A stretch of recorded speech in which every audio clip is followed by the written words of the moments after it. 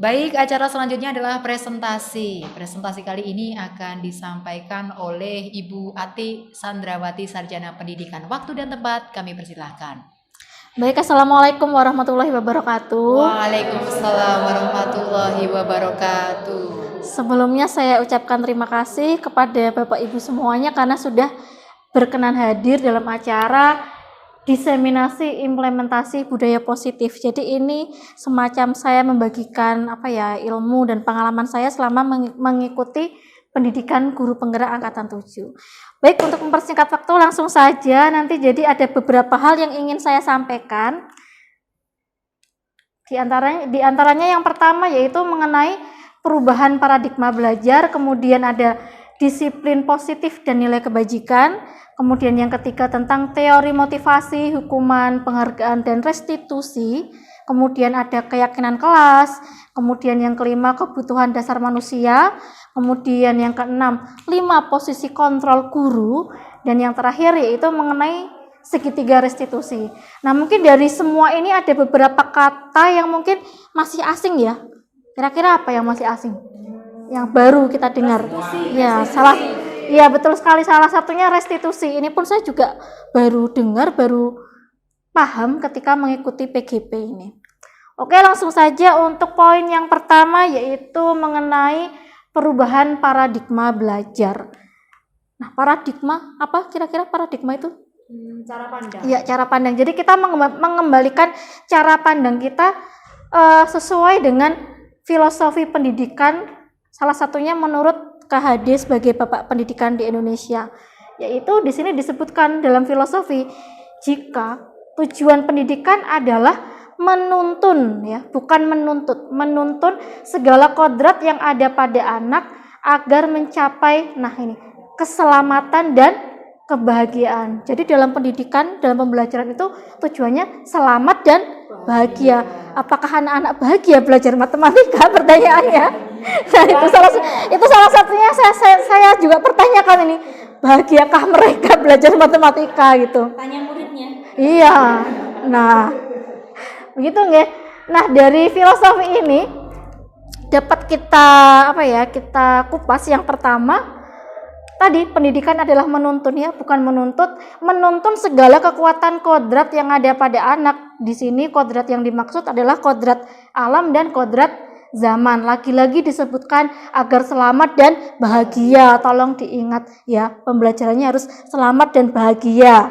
Ini poinnya. Kemudian menghamba pada murid, menghamba dalam tanda kutip ya ini ya maksudnya, yaitu pendidikan itu harus berpihak pada murid sesuai dengan potensi, minat, bakat, dan kemampuan anak. Jadi yang bakatnya di bidang olahraga ya dimaklumi kalau matematikanya misal tidak bisa maksimal. Nah, yang ketiga, guru diibaratkan sebagai petani. Sedangkan sekolah ini diibaratkan sebagai tanah atau lahan. Petani hanya dapat menuntun tumbuhnya benih. Benih padi bisa nggak munculnya jadi pohon jagung misalnya? Bisa nggak? Nggak bisa ya, benihnya padi. Begitu juga potensinya olahraga. Tumbuhnya jadi ahli matematika mungkin nggak? Enggak. Yang memungkinkan, yang bisa kita lakukan adalah bagaimana menyiapkan tanah atau lahan itu agar jadi subur. Yang jagung ya biar tumbuhnya jadi jagung dengan hasil yang unggul. Padi juga padi kualitasnya baik. Nah, salah satunya biar menjadi lahan atau sekolah, dalam hal ini sekolah yang subur, yang tempat tumbuh anak itu menjadi baik. Salah satunya nanti akan ada yang namanya dengan menempatkan budaya positif atau menumbuhkan budaya positif di sekolah. Itu salah satu yang bisa kita lakukan agar tanah atau sekolah itu menjadi tempat tumbuh siswa yang baik. Tuh.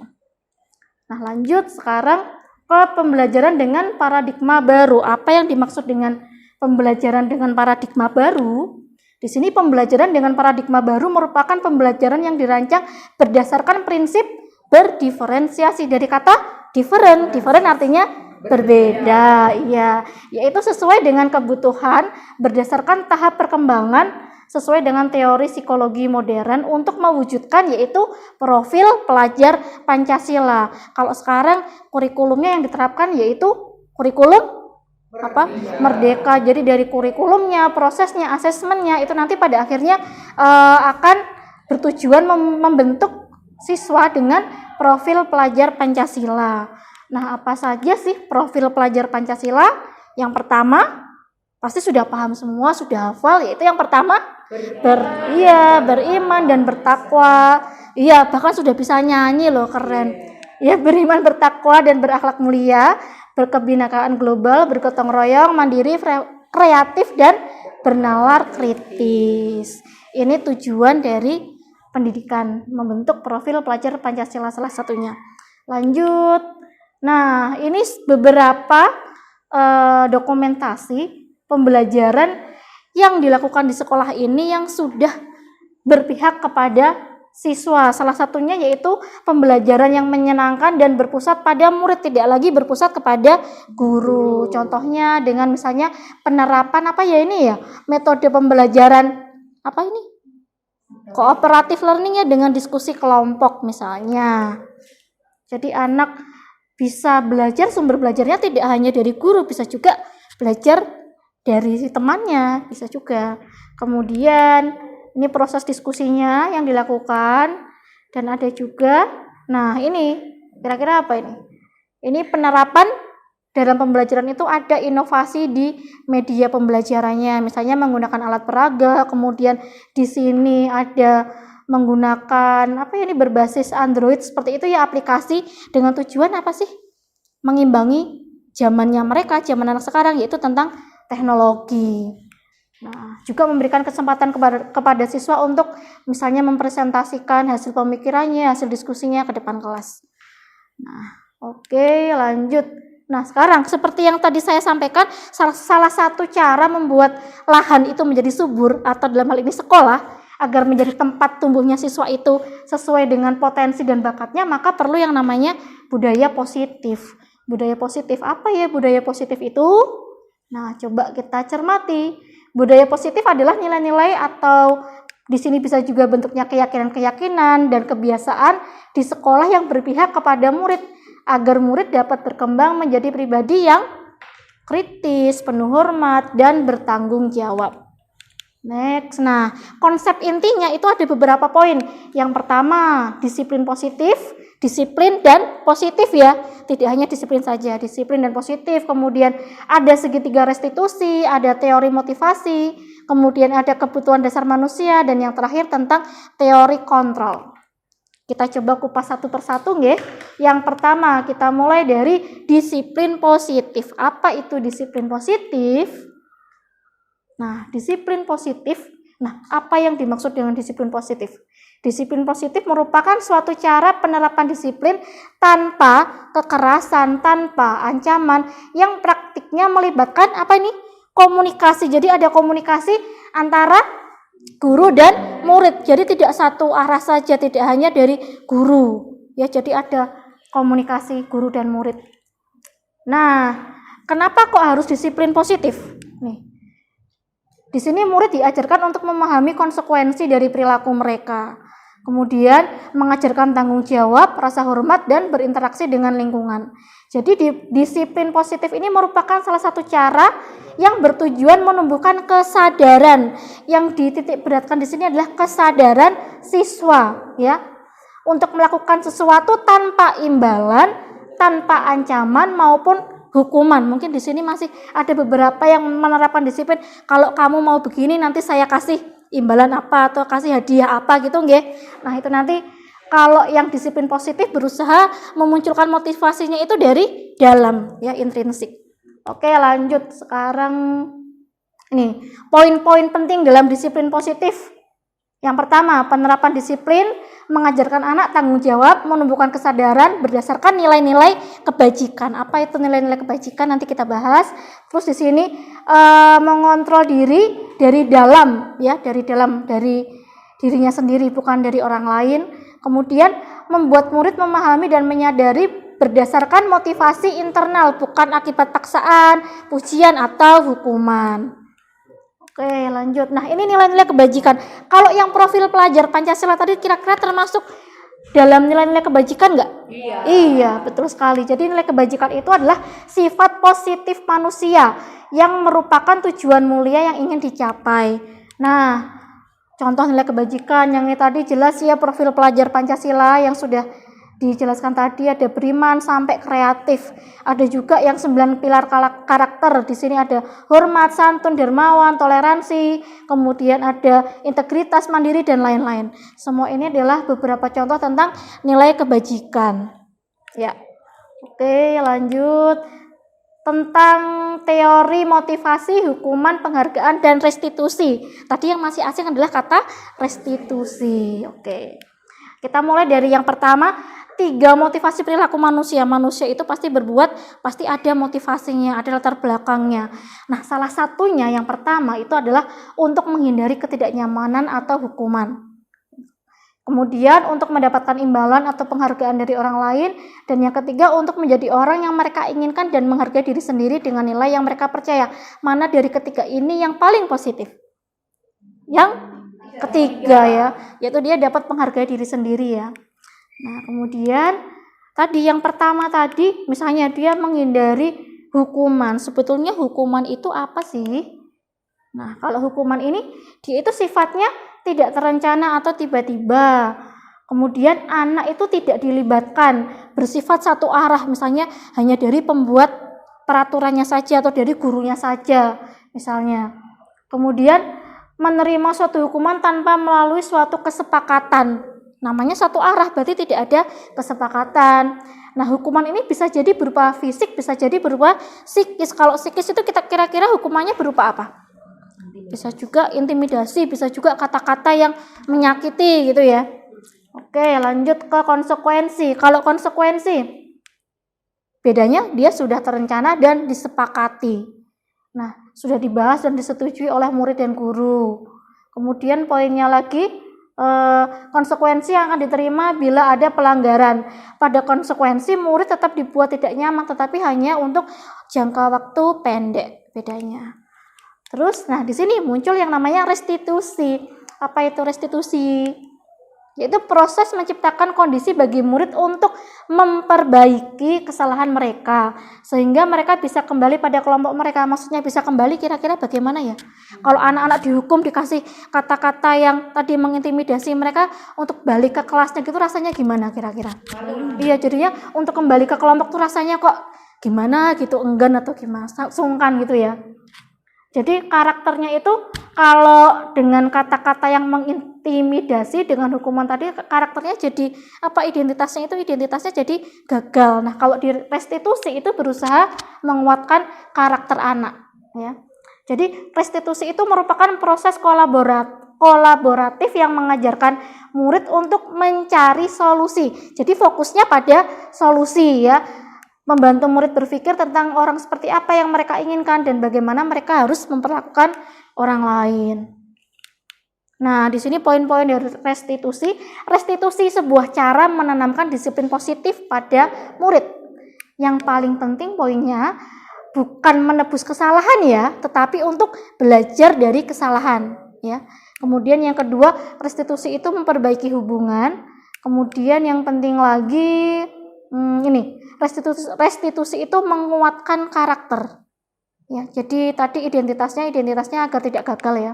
Kemudian fokus pada solusi. Nah, ini poinnya.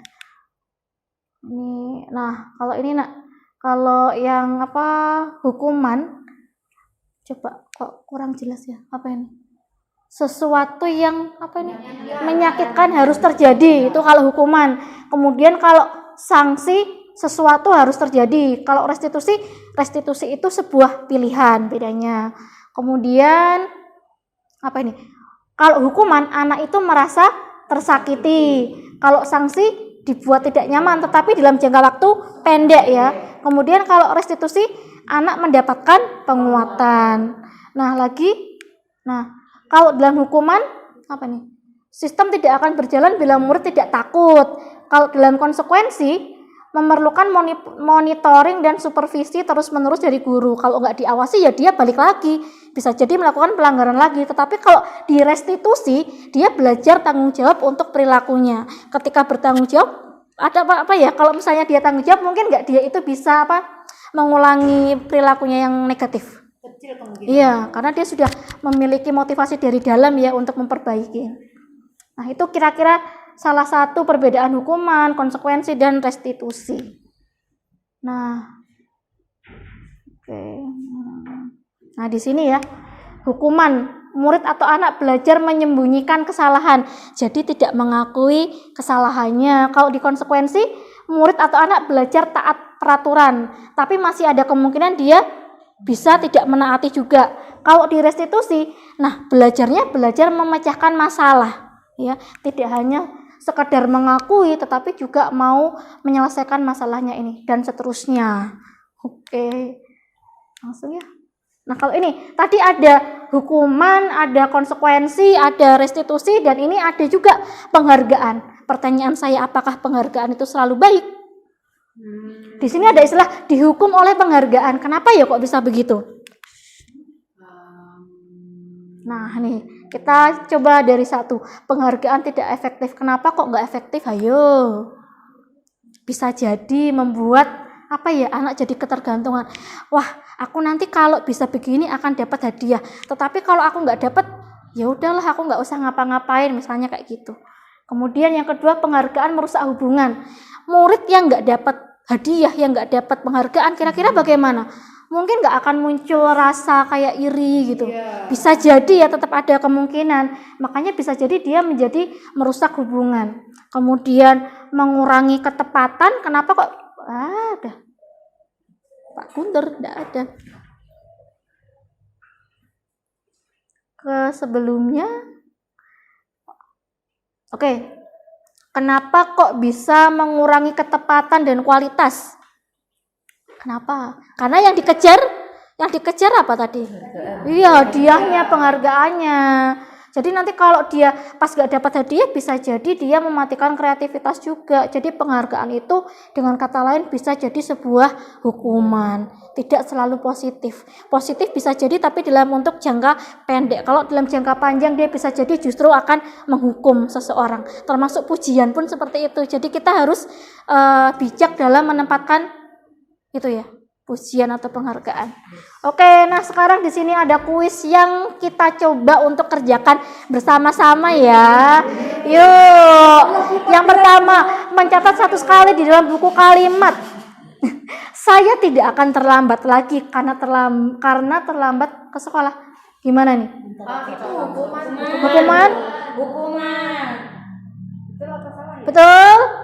Oke, yuk lanjut. Benar, yuk lanjut. Ke soal kedua, lari mengelilingi lapangan basket 2 kali karena terlambat. Hukuman. Oke, lanjut. Betul. Yes, yuk. Wah, pinter semua. Bukan pujian ya. Ini penegasan. Oke, yuk ketiga, membersihkan coretan yang dibuat di meja tulis. Konsekuensi. Kita cek. Oke, betul. Lanjut. Murid diminta push up 15 kali. Ada hubungannya nggak? Nggak ada ya, berarti dia hukuman. Oke, betul. Yang kelima, menggantikan kertas tugas teman yang telah dicoret-coret. Konsekuensi. Dia bertanggung jawab. Oke, betul. Lanjut. Berjemur di lapangan basket karena mau ngobrol dengan teman. Hukuman? Yuk, coba Pak. Oke, betul. Lanjut. Nah, murid diminta bertelanjang kaki sepanjang hari karena tidak menggunakan sepatu warna hitam sesuai peraturan sekolah. Ingat, ya.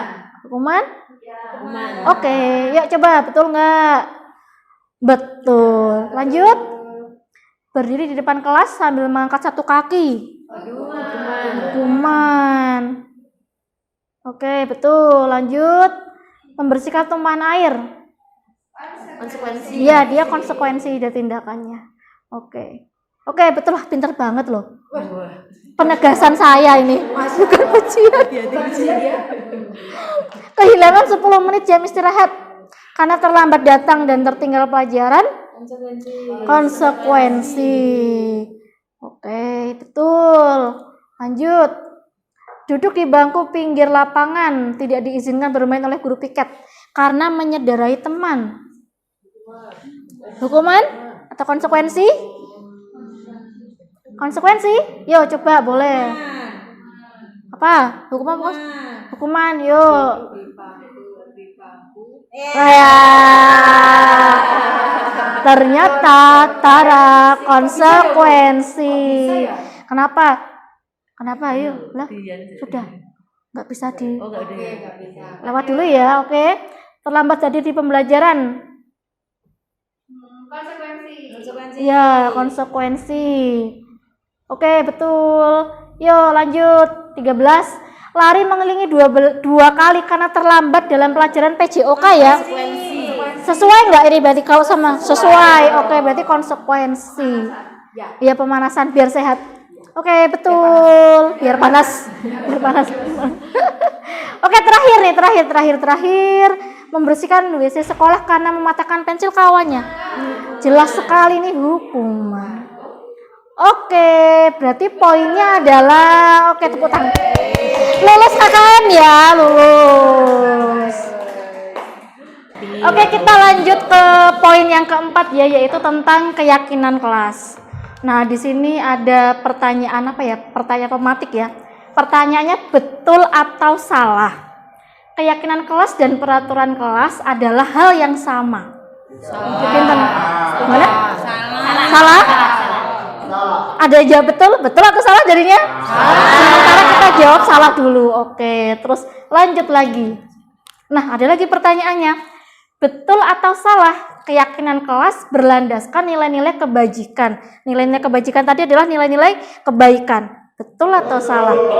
Betul. Oke, lanjut ya. Nah, sekarang mengapa sih kok keyakinan kelas? Kenapa kok nggak peraturan kelas? Nah, di sini keyakinan kelas itu setiap tindakan atau perilaku yang kita lakukan di dalam kelas dapat menentukan lingkungan atau suasana yang positif. Jadi perilaku warga kelas tersebut menjadi suatu kebiasaan yang akhirnya membentuk suatu budaya yang positif. Nah, terbentuknya budaya positif itu pertama harus apa kira-kira? Keyakinan itu harus disepakati atau ditentukan.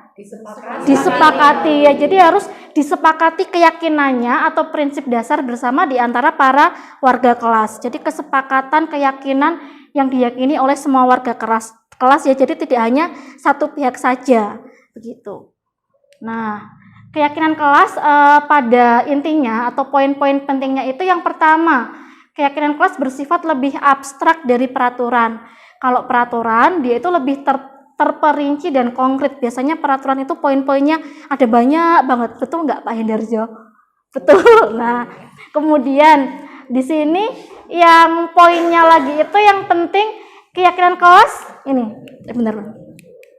Ya. Bentar, back dulu Pak. Yang di slide nomor 34. Oke. Nah, yang mana ya? Yang ini ya. Keyakinan kelas itu senantiasa dibuat dalam bentuk positif. Ya. Jadi kalimat-kalimatnya sesuatu yang diyakini itu dia itu bentuknya positif. Kemudian keyakinan kelas dapat diterapkan di lingkungan tersebut. Kemudian semua warga kelas hendaknya ikut berkontribusi. Jadi semua warganya punya peranan. Tidak hanya 1-2 orang saja, tetapi semua warga kelas dia ada kontribusinya. Dan kemudian yang terakhir, bersedia meninjau kembali keyakinan kelas dari waktu ke waktu. Nah, lanjut. Di sini ada ada semacam kuisnya, tetapi tidak memilih satu atau A, B, C, D, tetapi kita akan mencoba mengurutkan. Kira-kira kalau membuat suatu keyakinan kelas, langkah-langkahnya kira-kira yang tepat bagaimana? Dari 1 sampai 6 ini langkah-langkahnya kira-kira sudah urut atau belum ya ini ya? Belum. Nah, mari kita coba urutkan. Dari 1, 2, 3, 4, 5, 6. Yang pertama kira-kira yang mana? Kalau di situ kan berdiskusi mengenai gambaran perilaku yang mencerminkan keyakinan kelasnya ada di poin 1. Betul enggak ya? Enggak. Kalau menurut Bapak Ibu yang mana yang harusnya ada di poin pertama? Memunculkan peraturan. Wah, pinter loh, betul nggak ya? Ya Pak Guntur, yang pertama memunculkan peraturan, sepakat nggak semuanya? Sepakat. Oke, terus lanjut ke yang kedua. Langkahnya apa ya yang kedua? Mana ya? Yang ini, menyarikan peraturan? Atau yang mana? Berdiskusi dulu? Atau yang mana kira-kira? Tara, ayo, kenapa hening? Mana? Kira-kira sudah ada peraturan nih, menurut Bapak Ibu kan pertama ada peraturan dulu, kira-kira setelah itu berdiskusi? Ya, berdiskusi? Ya, itu kedua. Ya wis, ya oke. Yang kedua berdiskusi mengenai gambaran perilaku. Oke, kita coba dulu. Yang ketiga, Berdiskusi mengenai peran. berdiskusi mengenai peran, sepakat? Ya. Baik, oke, berdiskusi mengenai peran. Lanjut, habis itu yang mana? 456. Yang mana Pak? Meninjau. Mengubah peraturan dengan kalimat yang lebih positif. Boleh, yang keempat berarti mengubah peraturan dengan kalimat yang lebih positif. Oke, yang kelima? Menyarikan peraturan menjadi keyakinan, oke? Oke, yang keenam? Meninjau dari waktu ke waktu, betul? Betul. Oke, coba Pak Guntur kita cek.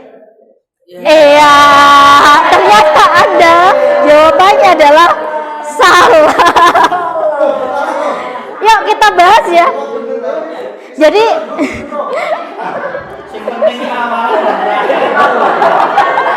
Yang tengah itu yang perlu dikaliku. oh yang penting opening dan endingnya ya. Oke, kita bahas satu persatu. Review Pak, review quiz dulu Pak. Review. Oke, nah jadi yang pertama betul memunculkan peraturan. Setelah ada peraturan, kalau peraturan tadi itu kalau secara bahasa menurut Bapak Ibu gimana? Bahasa dari segi bahasa kalau peraturan itu gimana kira-kira? Negatif. Ya kan? Misalnya harus memakai ini, kan begitu ya, suatu paksaan.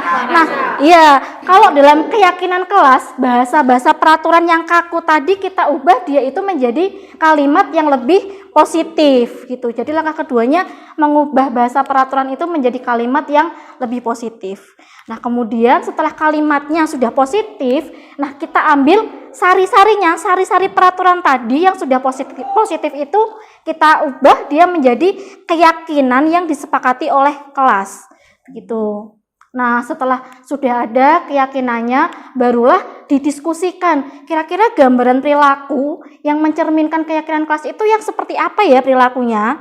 Nah, lanjut ke nomor 5. Dari semua gambaran perilaku itu harus diperankan, harus ada kontribusi atau peran dari seluruh warga kelas. Jadi tidak ada 1-2 orang yang mendominasi, tetapi warga kelas dia harus ikut ambil peran. Dan yang terakhir, ketika sudah keyakinan kelas sudah dibentuk, sudah punya peran, maka harus ditinjau ulang dari waktu ke waktu kira-kira keyakinan tersebut bagaimana. Gitu. Nah, lanjut Pak, next. Nah, ini adalah beberapa keyakinan kelas yang sudah dibuat oleh salah satu kelas di SMA Karanganom ya. Jadi di kelas ini mereka itu mengambil beberapa nilai-nilai kebajikan yang sudah disepakati, yang diyakini oleh mereka, yaitu yang pertama nilai kebajikannya yang ini berarti dia nilai kebajikan tentang tanggung jawab. Kemudian nilai kebajikan kedua tentang kepedulian. Kemudian tentang kerjasama. Nah, gambaran perilakunya itu dari pernyataannya ini loh. Misalnya kepedulian, maka gambarannya misalnya ini saling peduli dengan apa ini ya? Kekurangan teman. Nah, itu menurut anak-anak itu ini yang membuat anak-anak sendiri. Jadi gambaran perilakunya itu saling peduli dengan kekurangan teman misalnya seperti itu. Next, nah ini lagi nilai kebajikan lagi yang mereka yakini. Yang ini berarti nilai kebajikannya tentang toleransi, yang ini tentang kejujuran, dan yang ini kebersihan. Nah, intinya dari nilai kebajikan yang diyakini, kemudian mereka mengubahnya menjadi gambaran perilaku dan semuanya ikut mengambil peran. Paham nggih Bapak Ibu? Next. Oke, kita masuk ke poin 5, yaitu tentang kebutuhan dasar manusia. Apakah manusia punya kebutuhan dasar? Punya. Apa saja ya kira-kira? Nah, ini yang pertama, kebutuhan bertahan hidup. Yang pertama. Kemudian termasuk siswa pun sama, punya kebutuhan dasar sebagai murid, ya. Kemudian yang kedua, kebutuhan kasih sayang dan rasa diterima. Yang ketiga, kebutuhan akan penguasaan atau power. Kalau yang di nomor 3 itu berarti termasuk juga di dalamnya pengakuan, termasuk itu. Kemudian yang keempat, kebutuhan tentang kebebasan, dan yang kelima tentang kebutuhan akan kesenangan. Nah, oke, kita coba ya satu-satu nanti seperti apa. Nah, di sini ada kuis lagi. Kita diminta untuk menjawabnya. Oke, sebentar. Kita fokusnya ke yang kalimat pernyataannya aja ya. Ini latar belakangnya. Kemudian Bimo ini menjawab, aku senang main kejar-kejaran dengan ibu guru, seru. Nah, kira-kira kebutuhan apa sih yang ingin Bimo penuhi itu kalau dia bilang seru gitu? Kesenangan? Betul. Oke, kita cek. Wah, betul. Ternyata Bimo pingin kesenangan. Lanjut. Nah, Dinda ini apa? kata kuncinya Dinda. Ya ini subjeknya si Dinda ya. Dinda ini bilang, ibu guru bilang, aku tidak boleh bersenandung sewaktu mengerjakan tugas. Katanya kelas harus tenang, tidak ada suara. Kan enggak seru jadinya. Nah, kira-kira dia ingin apa sih? Apa yang ingin dia penuhi ya? Penguasaan, kebebasan, cinta dan kasih sayang atau kesenangan? Dia pengen bebas. Oke, betul nggak ya? Betul, ternyata. Keren. Oh, sudah. Lanjut ke pertanyaan ketiga. Nah, intinya ini Dimas itu berusia 17 tahun. Terus dia mulai latihan menyetir. Nah, kemudian si ibu Dimas ini tanya, ini loh, apa yang membuat dia ingin bisa menyetir mobil? Nah, si Dimas ini menjawab, menyetir mobil itu seru. Lagi-lagi seru ya? Apa ini? Jadi apa ini? Kesenangan. Oke, coba. Betul nggak ya? Nah, oke, betul. Lanjut ke persoalan terakhir, kok panjang sekali. Kita belajar literasi bahasa Indonesia ini. Yuk, di sini ada si Ihsan. Dia itu intinya murid SMA karakter mulia. Dia itu anak yang introvert. Nah, di suatu ketika sekolah itu mau mengadakan apa ya? Mau mewakili lomba debat. Nah, semula yang mewakili itu adalah Adit. Kemudian tiba-tiba ada kabar kalau Adit itu sakit. Nah, jadi kepala sekolah bertanya pada guru siapa yang sebaiknya menggantikan Adit, dan guru-guru itu sepakat yang menggantikan adalah si Iksan tadi. Nah, kemudian Iksan berlatih sama timnya itu ada Sinta sama Indra, dan pada akhirnya mereka itu menjadi juara umum. Nah, si Iksan yang tadinya itu introvert, kemudian dia menjadi anak yang lebih percaya diri, tidak pemalu dan pendiam lagi gara-gara tadi udah menang, gitu loh. Jadi, nah, sekarang si Ihsan itu dikenal sebagai si juara kompetisi debat. Ketika jam istirahat, dia banyak menghabiskan waktu sama teman-temannya, kemudian rajin berlatih debat, dan bahkan dia menjadi ketua klub debat di sekolahnya. Nah, kira-kira apa yang sebetulnya Ihsan, dia mencoba memenuhi kebutuhannya yang apa ya kira-kira? Dari dia yang introvert, kemudian dia jadi percaya diri, jadi ketua tim. Kira-kira apa ya? Dia butuh kebebasan, cinta dan kasih sayang, penguasaan atau kesenangan? Penguasaan. Jadi dia butuh kayak pengakuan gitu ya. Oke, coba. Ya, betul. Oke, berarti betul semua 100. Nah, tidak boleh ada penghargaan. Kita tunggu aja.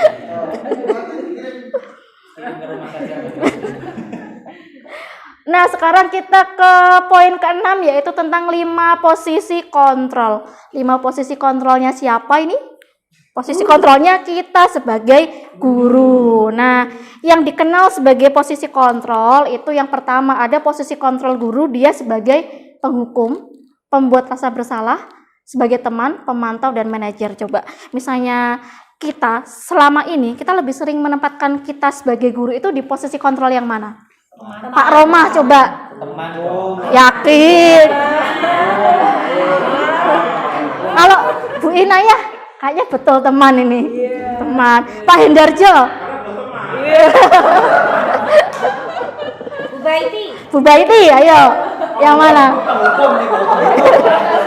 Jadi biasanya ya kebanyakan itu masih di penghukum, teman, dan pembuat rasa bersalah biasanya. Banyak yang seperti itu.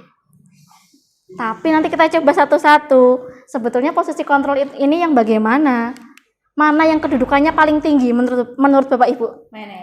Manajer. Nah, kalau kita lihat, jadi kalau perilaku kontrol ini kalau kita bagi berdasarkan motivasinya, di sini ada motivasi eksternal sama motivasi intrinsik. Jadi motivasi dari luar dan motivasi dari dalam. Kayak misalnya posisi kontrol yang dia itu sebagai penghukum. Jadi anak itu motivasinya itu ya karena takut adanya hukuman, berarti dia itu kan berarti motivasinya kan masih dari luar, ya. Kemudian nanti membuat identitas itu menjadi gagal. Ini di posisi kontrol yang penghukum dan pembuat orang merasa bersalah. Biasanya guru itu kalimatnya seperti ini. Kalau kamu tidak melakukannya, saya akan bla bla bla bla misalnya kayak gitu. Terus biasanya dengan menunjuk-nunjuk gini loh, ya enggak? Iya, kayak ada ancaman gitu. Nah, sedangkan kalau yang di posisi kontrol yang perilakunya itu kontrol positif, ini adalah posisi kontrol dia sebagai teman dan sebagai pemantau. Kalau sebagai teman, contohnya guru itu mengutarakannya atau berkatanya seperti ini. Lakukan untuk Bapak Ibu ya sudah, nanti Bapak Ibu bantu bereskan misalnya. Jadi gurunya tuh baik banget, friendly banget gitu loh. Tapi apakah selalu bagus yang seperti itu? Enggak. Nah, barulah di sini ada posisi kontrol yang ketiga, dia itu bisa mengontrol dirinya, yaitu di posisi sebagai yang paling tinggi, yaitu manajer. Kalau posisi kontrol sebagai manajer, biasanya guru itu akan mengajukan pertanyaan. Misalnya ini, apa yang kita yakini? Jadi kembali lagi ke keyakinan kelas tadi misalnya. Terus kalau kamu meyakininya, maukah kamu memperbaikinya? Misalnya seperti itu. Jadi intinya di posisi kontrol sebagai manajer berusaha menguatkan karakter atau watak siswa tersebut. Lanjut. Nah, di posisi kontrol manajer ini berusaha mengevaluasi diri siswanya ya. Dampak pada muridnya itu siswa berusaha mengevaluasi diri bagaimana menjadi diri yang lebih baik gitu. Ketika guru menempatkan posisinya sebagai manajer. Nah, oke, lanjut ya. Nanti untuk detailnya nanti akan saya bagikan saja PPT-nya. Bisa dipelajari. Lanjut ke poin yang ketujuh, yaitu tentang segitiga restitusi. Apa itu restitusi? Biasanya segitiga sama sisi tadi ya. Sama kaki. Nah, segitiga restitusi, apakah bentuknya betul segitiga? Iya, gambarannya begitu. Nah, jadi segitiga restitusi itu adalah suatu proses dialog yang dijalankan guru atau orang tua, dalam hal ini kita guru ya, agar dapat menghasilkan murid yang mandiri, reflektif, dan bertanggung jawab. Nah, kemudian segitiga restitusi ini langkah-langkahnya ada 3. Yang pertama, dia fokus pada menstabilkan identitas siswa dulu, kemudian validasi tindakan yang salah, kemudian menanyakan keyakinan. Oke, kita akan kupas satu persatu.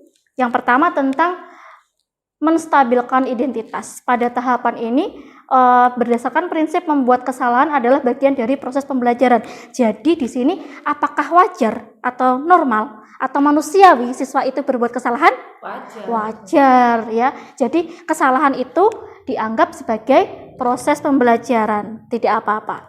Nah, kemudian menggeser identitas gagal ke identitas sukses. Jadi ketika siswa setelah melakukan kesalahan itu tidak langsung dijudge, wah kamu begini, wah kamu begitu, enggak begitu ya. Tapi distabilkan dulu identitasnya. Kemudian di tahap yang kedua yaitu validasi tindakan yang salah. Yang pertama, berdasarkan prinsip setiap perilaku berupaya memenuhi suatu kebutuhan tertentu.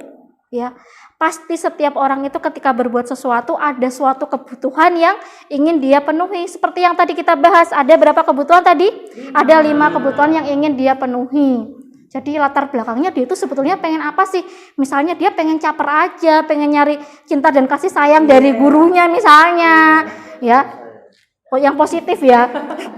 Kemudian guru akan bergeser dari pemikiran stimulus respon menjadi proaktif, dan yang ketiga mengenali dan mengakui kebutuhan murid akan memperbaiki hubungan dengan murid. Jadi restitusi itu berusaha memperbaiki hubungan dengan murid, ya, tidak mencari siapa yang benar siapa yang salah.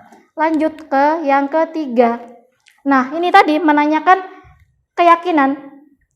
Murid akan diberi pertanyaan-pertanyaan bermakna untuk memunculkan motivasi secara intrinsik.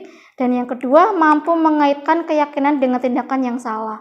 Misalnya, apa yang kamu yakini tentang waktu masuk ke sekolah, apakah kamu setuju? Misalnya seperti itu. Jam masuk sekolah itu harus jam 7. Apakah kamu sudah melakukannya? Misalnya seperti itu. Terus lanjut, di sini ada studi kasus budaya positif. Nah, nanti kita akan belajar dari kasus yang akan kita bahas. Nah, di sini ada apa ya? Ada komik tentang cerita, dia tuh namanya Sabrina. Sabrina ini, hari ini aku bangun terlambat. Kelihatannya sih sedih di situ ikonnya. Aku harus cepat-cepat ke sekolah nih biar nggak terlambat. Gitu. Tadi Dinda, sekarang Sabrina. Nah ya, jadi Sabrina ini bangun terlambat, kemudian dia itu harus cepat-cepat ke sekolah berharapnya biar nggak terlambat.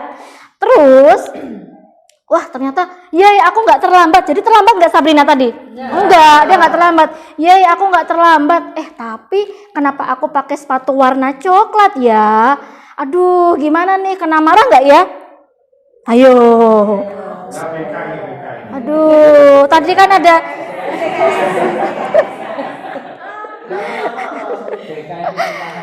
Terus begitu dia sampai di sekolahan, ketemulah dengan Pak Lukman. Hai, saya Pak Lukman, saya guru Sabrina. Saya sedang memperhatikan sepatu coklat yang dipakai Sabrina. Sabrina bilang, selamat pagi Pak Lukman. Maaf Pak, hari ini saya bangun kesiangan sehingga terburu-buru dan salah memakai sepatu coklat. Gitu. Poinnya apa? Poinnya dia sudah minta maaf Pak. Ya, sudah minta maaf. Terus Pak Lukman menjawab, Sabrina, tahukah kamu peraturan sekolah kita tentang ketentuan warna sepatu? Ini seharusnya tadi Pak Roma gitu ya harusnya. Ya, Sabrina, tahukah kamu peraturan sekolah kita tentang ketentuan warna sepatu? Sabrina menjawab, saya tahu Pak, sepatu harus berwarna hitam. Tapi karena saya tadi terburu-buru, jadi saya salah menggunakan warna sepatu. Rumah saya jauh sekali Pak, tidak mungkin saya harus kembali pulang. Gitu. Jadi rumahnya Sabrina itu jauh banget. Kalau harus pulang dia tidak mungkin, kata Sabrina seperti itu. Nah, lanjut. Nah, bisa misalnya rumahnya Kalikotes. Terus Pak Lukman jawab lagi nih, ya sudah, peraturan tetaplah peraturan. Gitu. Kamu sudah melanggar peraturan sekolah. Kamu salah. Sudah terlambat, salah pula warna sepatunya. Segera buka sepatumu kalau tidak bisa mengenakan warna sepatu sesuai peraturan. Terus Sabrina masih nego nih. Saya minta maaf Pak, tolong Pak, sekali ini saja diizinkan saya boleh memakai sepatu coklat ini. Saya berjanji tidak akan mengulangi kesalahan saya ini Pak. Begitu Sabrina berusaha. Nah, kita lihat jawaban Mbak Lumat lagi. Tidak gitu.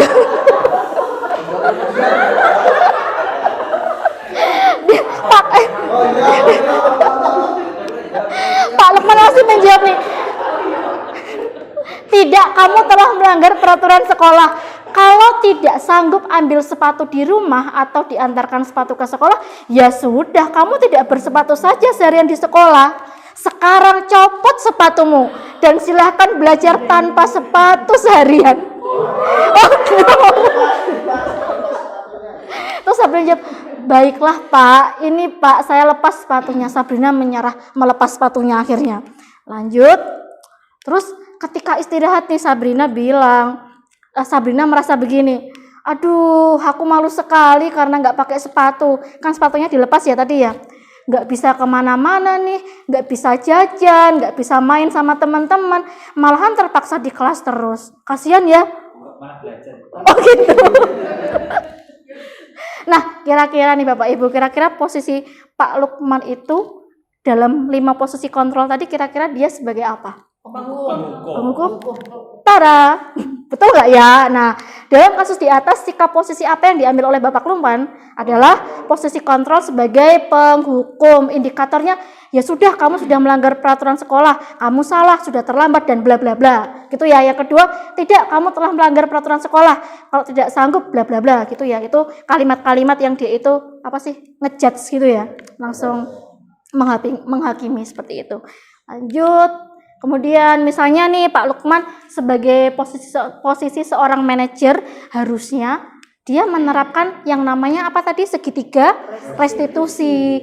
Jadi kalau Pak Lukman ini sebagai manajer, dia harus menstabilkan identitas dulu. Kan tadi Sabrina terlambat nggak tadi? Enggak. Nah itu harus diapresiasi nggak? Diapresiasi. Misalnya, alhamdulillah ya kamu tidak terlambat datang di sekolah.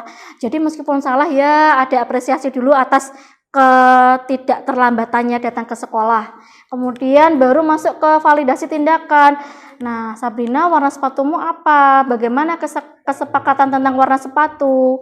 Gitu. Misalnya seperti ini. Nah, yang ketiga, menanyakan keyakinan. Nah, bagaimana cara agar Sabrina tetap bisa mengikuti pembelajaran kira-kira? Misalnya minta tolong orang tuanya untuk mengantarkan dan sebagainya. Lanjut, nah ini. Kira-kira nilai kebajikan apa sih yang ingin dituju oleh peraturan harus berwarna hitam? Kalau di sekolah itu kenapa kok sepatu harus berwarna hitam? Kira-kira nilai kebajikannya apa? Toleransi, betul? Iya, betul. Biar tidak ada apa sih kayak jurang pemisah antara si kaya dan si miskin, misalnya seperti itu. Ya. Dan terakhir ini, bagaimana Anda menyikapi langkah yang diambil Pak Lukman? Anda yang dimaksud di sini misalnya ini kepala sekolah ya. Jadi ketika kepala sekolah ada seseorang guru, Pak Lukman tadi, yang pertama yang bisa dilakukan melakukan pendekatan persuasif kepada Pak Lukman untuk menempatkan diri sebagai manajer bukan sebagai penghukum. Nah, karena menghukum itu tadi ada dampak negatif, salah satunya ke psikisnya ya Pak Roma ya. Jadi kalau menghukum itu ada dampak psikis untuk siswanya. Nah, yang kedua, melakukan sosialisasi atau menyamakan visi sekolah terhadap guru-guru lain ya. Jadi harus satu visi. Visinya tujuannya guru di sini adalah harus sebagai manajer bukan lagi sebagai penghukum. Gitu. Bangunkanlah kita kan raya. Indonesia Jaya. Indonesia Raya. Indonesia Raja.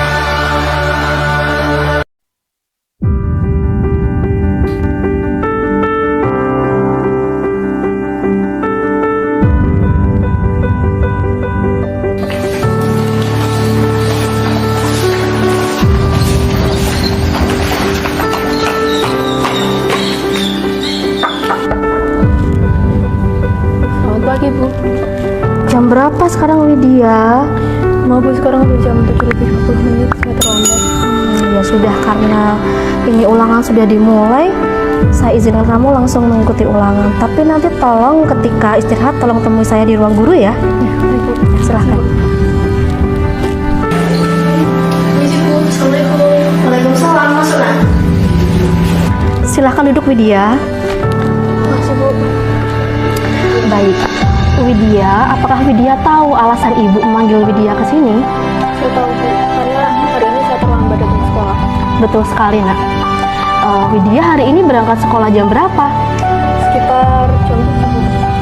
Nah, padahal Widya tahu sekolah ini masuknya jam berapa? Tahu, jam 7. Nah, sekarang kira-kira nih, kalau Widya berangkatnya jam 7, padahal Widya tahu sekolah ini masuknya jam 7. Kira-kira apakah Widya bisa datang tepat waktu ke sekolah? Enggak Bu, tapi saya akan terlambat 2 hari ini. betul sekali. Tentu kamu akan terlambat. Nah, di sini ibu tidak akan mencari siapa yang salah, tetapi kita akan coba mencari solusi bagaimana agar Widya tidak lagi datang terlambat. Berbuat kesalahan tentu hal yang manusiawi ya nak ya. Nah, pasti Widya punya alasan kenapa sampai Widya datang terlambat ke sekolahan. Alasannya kenapa nak? Jadi begini Bu, kan semalam itu saya nonton drama Korea.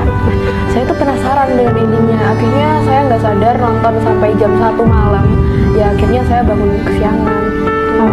Jadi itu alasan Widya ya. Widya nonton drama Korea sampai dini hari, kemudian bangun kesiangan sehingga terlambat datang ke sekolah. Widya, apakah Widya masih ingat keyakinan sekolah kita tentang jam masuk sekolah nak? Masih Bu, salah satunya adalah tidak terlambat datang ke sekolah, dan saya tahu bahwa perlakuan saya tidak sesuai, saya terlambat hari ini. Iya, masuknya jam berapa nak sekolah kita? Jam 7 Bu. Baik, Widya sudah menyadari kesalahan Widya. Nah, kira-kira langkah apa yang akan Widya lakukan agar bisa menerapkan keyakinan sekolah kita nak? Saya belajar dari kesalahan saya malam ini. Saya akan menonton drama Korea dan serial lain hanya pada saat hari libur, dan saya juga akan berusaha untuk tidak bergadang. Selain itu, mungkin saya bisa meminta bantuan kepada keluarga saya untuk membangunkan saya supaya tidak terlambat. Ya, betul sekali Widya. Widya sudah tahu solusinya. Nah, sekarang kira-kira kapan Widya bisa melaksanakan solusi tersebut? Mulai malam ini Bu. Betul ya? Oke, baik. Widya sudah berusaha untuk lebih baik. Saya harap kedepannya Widya bisa lebih disiplin, kemudian komitmen dengan keyakinan yang diyakini oleh sekolah kita. Betul ya nak ya? Untuk hari ini saya izinkan Widya untuk melanjutkan kerja. Ya, sama-sama.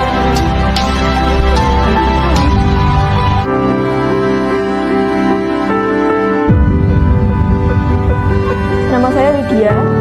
Saya senang dengan metode segitiga restitusi ini karena di dalam naskah milik Bu Ati itu guru memberikan kesempatan kepada siswa untuk menyadari kesalahannya dan juga berefleksi dengan kesalahannya tersebut. Jadi dengan metode yang seperti itu, siswa diajari untuk berpikir secara kritis dan berani mengakui kesalahan. Sekian. Yang terakhir, yang ini yang saya seneng, yaitu terima kasih. Oke, mungkin itu saja yang bisa saya sampaikan untuk waktu, kemudian saya serahkan lagi kepada moderator. Terima kasih Bapak Ibu. Baik, terima kasih Ibu Ati Sandrawati, Sarjana Pendidikan yang telah menyampaikan diseminasi implementasi budaya positif. Baik Bapak Ibu, demikianlah acara presentasi di siang hari ini. Untuk acara selanjutnya adalah tanya jawab. Baik, untuk acara selanjutnya adalah sesi tanya jawab. Untuk acara sesi tanya jawab ini kami persilahkan untuk Bapak Ibu yang ingin bertanya kepada presenter di siang hari ini.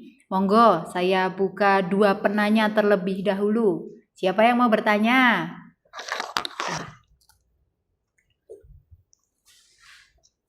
Saya dulu ya, Bu Ina.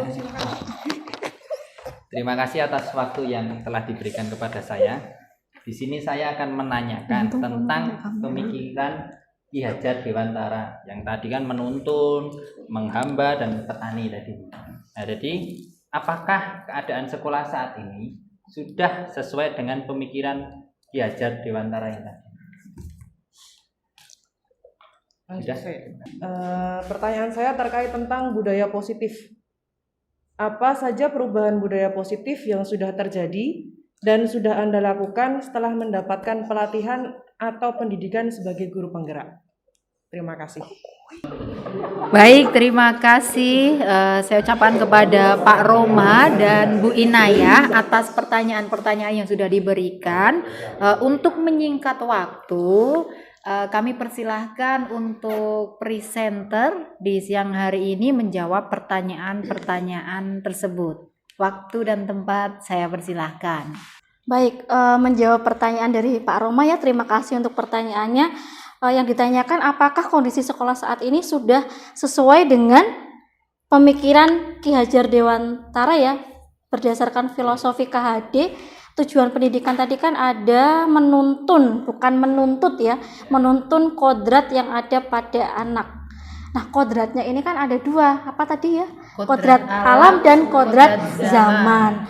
Nah, kalau menurut saya untuk misalnya kodrat zaman, zamannya anak sekarang, eranya anak sekarang itu di era digital, di era teknologi misalnya. Nah, di SMA Karanganam ini sudah sesuai dengan kodrat zamannya anak. Misalnya ada penerapan misalnya dalam pembelajaran itu menggunakan kuisis, kemudian menggunakan Google Classroom misalnya, itu sudah salah satu bentuk menyeimbangi anak ya di era teknologi. Kemudian kalau di kodrat alam ya, kan di sini ada proyek P5 ya Bapak Ibu ya. Iya. Ada Budita kebetulan salah satu koordinatornya di P5. Nah, itu salah satunya kemarin itu ada yang Mbak Budita yang misalnya ke pertanian, kemudian ke perkebunan, ke peternakan, itu kan menyesuaikan dengan alamnya di daerah Karanganom ya. Jadi sesuai dengan budaya lokalnya, itu sudah sangat sesuai untuk dimasukkan dalam pembelajaran. Anak yang di lingkungan pertanian jadi diajari bagaimana bertani itu yang baik itu seperti apa, itu salah satu programnya. Jadi sudah sesuai dengan kodrat alam dan kodrat zaman yang dicetuskan oleh KHD gitu.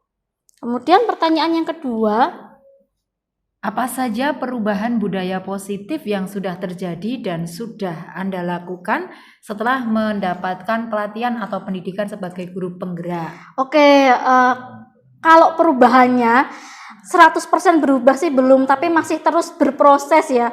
Terus berusaha berproses lebih baik. Misalnya dalam pembelajaran sudah berusaha meninggalkan pembelajaran yang teacher center ke student center, misalnya penerapan pembelajaran kooperatif, kemudian ada inovasi dalam media atau alat pembelajarannya, seperti tadi ada aplikasi yang berbasis Android, itu bisa digunakan dalam pembelajaran.